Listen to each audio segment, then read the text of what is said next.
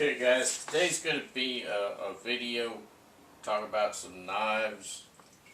I'm going to start out with the Tanimboca Puukko.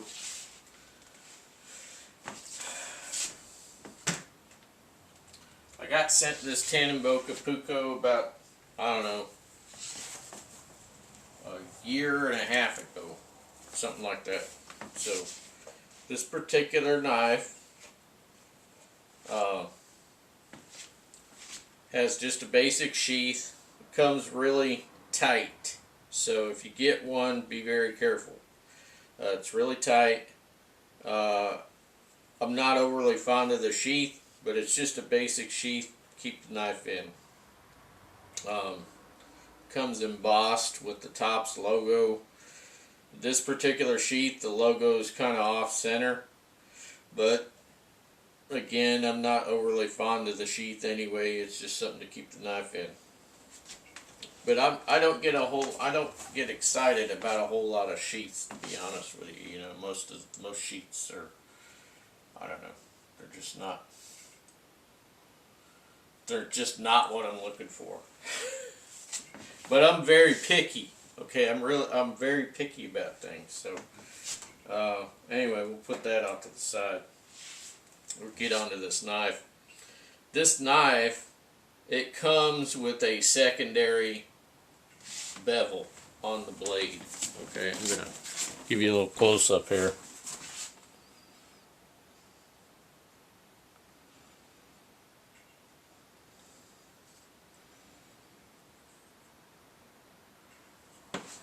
Alright, so there's been some people out there I know that have nitpicked this blade about, oh, it's not a real Puukko, and they don't like these brass screws in the handle, and they don't like these little brass tubes up here. And you know what? You could see the knife before you buy it. You could see it. It's right there online. Let's look at the picture. Well, I don't like this, I don't like that. Okay, well, don't buy it, right? So, not every knife is going to appeal to every person. That's why there's so many knives.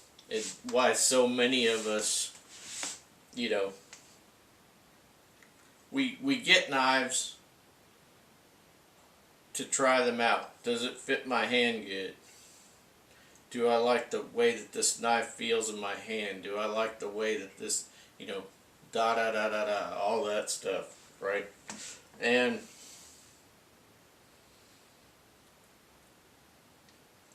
somebody who has messed around with knives for a very long time will generally be able to tweak any kind of edge things.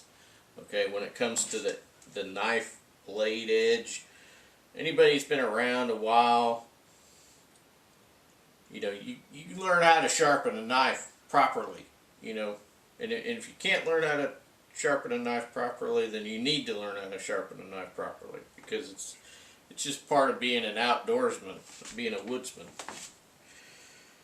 and doing it without gimmicks, without electrical stuff. You know, you got to learn how to do it by hand,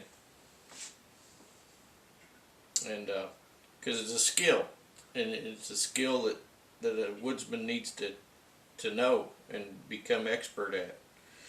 So anyway, back to this knife. It came with a secondary bevel, and as anybody knows that has known me for a long time, they know that I do not like secondary bevels. I don't want to sit there, oh, I gotta have this at exactly 20 degrees or 22 degrees, or, you know, I gotta keep that angle the whole time. You know, they get gimmicks like the Landskis and all that, you know, keep it at that angle, you know. But the thing is that you want to carry all that crap with you in your rucksack. Maybe you're humping around in the woods, like, you know, for weeks, possibly, maybe even months. Okay, you want to carry that? Not me. So I got my own system, and everybody knows about that. you know, my belt system. But I was talking with the guy who designed this knife, and he makes custom ones down in South America. And he told me, he says, I make all of my knives with the Scandi Vex blade edge. And I said, okay. I said, because originally I was just going to go ahead and hand grind this down to a full Scandi. 0 degree Scandi, that's what I was going to go for. You know, this knife, what this knife reminds me of every time I look at it is it reminds me of the Puukko, the Skookum Bush Tool. Skookum Bush Tool Puukko. That's what it reminds me of every time I see it. Every time I look at it, I think of that knife. And that's a Scandi. So I was going to go ahead and turn it into a full 0 degree Scandi, but I decided after speaking with him, well, you know, he designed it that way, and he does them that way down in South America. He makes them by hand. So I'm going to go ahead and do this as Scandi Vex. So I took it down a bit more on the Scandi bevel, and then I put this micro convex edge on there. Let me tell you, that baby is sharp. So anyway, we like proof, right? We like to prove out things. So what I did was I for about 1.5 years that I've had this knife, I have processed animals with this, okay? And it just doesn't dull out. It's you know, it starts losing that keenness or something. Just clean it off, and then take it to the strop, you know, 20 times each side, and it's back up to that shaving sharp edge, and then just go on. You know, I'm not talking about, you know, a little animal. I mean, you know, you could even use this on big animals, no problem.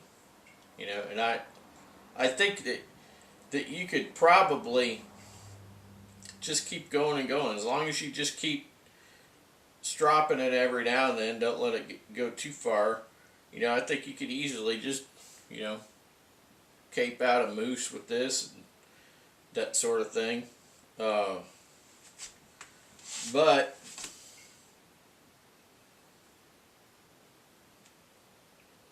you're obviously going to need a larger blade for any heavy chopping. You know, this is going to do all your fine work. So I had them, they were going to send it to me, and I asked them, I said, would you please put that Rocky Mountain tread on there for me on the scales, because I really like that look. And they did. And you saw that in another video I did bow drill with this.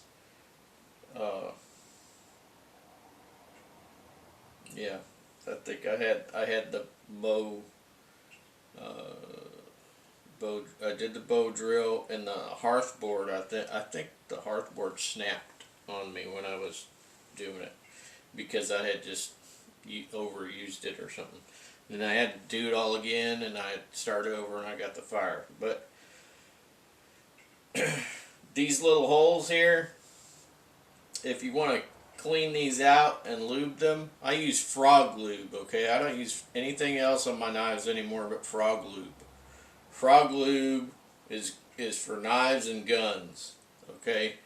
And so I get a Q-tip soaked in frog lube, and I just ream it out, both of these, okay, and then clean it off. I wash my knives with Dawn dish soap, okay? It takes off all the crud. These brass screws, some people don't like those. I think they're kind of give it a little bit of character.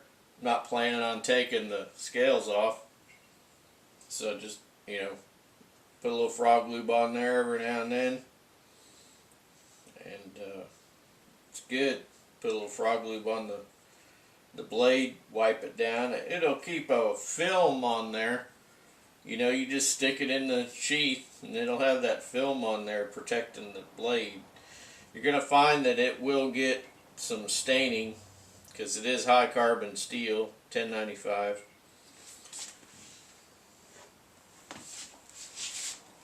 Now I got this fire steel here. These have not been good. These are Ray Mears fire steels. Like to be perfectly upfront and honest with you, I got them about 10 years ago and I never used them. And then I started fiddling with them, and they develop these hard ridges in them like speed bumps.